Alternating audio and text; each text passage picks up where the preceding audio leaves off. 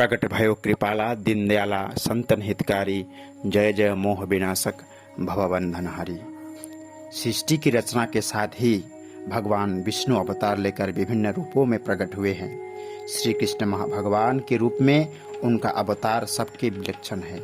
भगवान श्री कृष्ण का अवतरण भाद्रपद मास में कृष्ण पक्ष में अष्टमी तिथि रोहिणी नक्षत्र के दिन रात के 12 बजे हुआ था। उनके अवतरण दिवस पर विश्व के अनेक स्थानों में झांकियां सजाकर पूजा अर्चना, वंदन एवं आराधना की जाती है। भगवान श्री कृष्ण महाराज कहते हैं कि जब जब धर्म की हानि और अधर्म की वृद्धि होती है, तब तब ही मैं अपने योग माया सहित प्रकट होता हूँ, अर्थात जन्म लेता हूँ। शिशुकाल से ही भयंकर विपदाओं में संघर्षशील रहते हुए प्रसन्न रहना भगवान श्री कृष्ण हम सबको सिखाते हैं।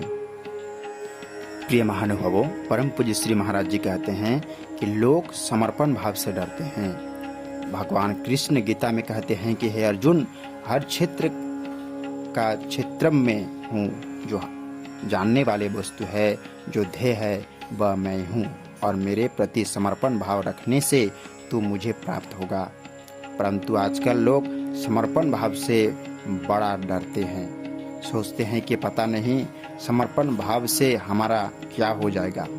जबकि संत यह कहते हैं कि जो भक्त समर्पण भाव से आगे बढ़ता है, उसे जो बोझा ढोना होता है उसकी चिंता नहीं होती, क्योंकि फिर उसे अपना बोझा स्वयं नहीं उठाना पड़ता है। जैसे आपके हाथ में कोई सूटकेस हो और आपको यह चिंता लगी हो कि यह सूटकेस बड़ा भारी है, इसको उठा करके मैं यात्रा नहीं कर सकता हूँ, इसको उठाते उठाते मैं थक जाऊंगा।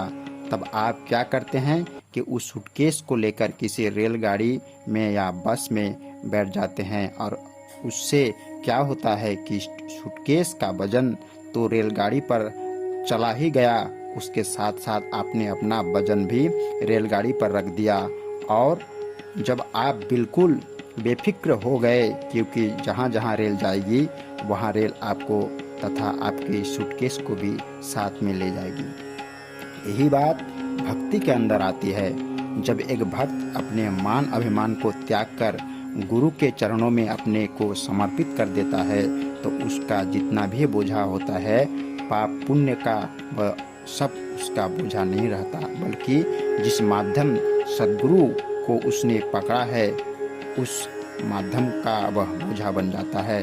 तभी कहा है, गुरु शिष्य को तारे।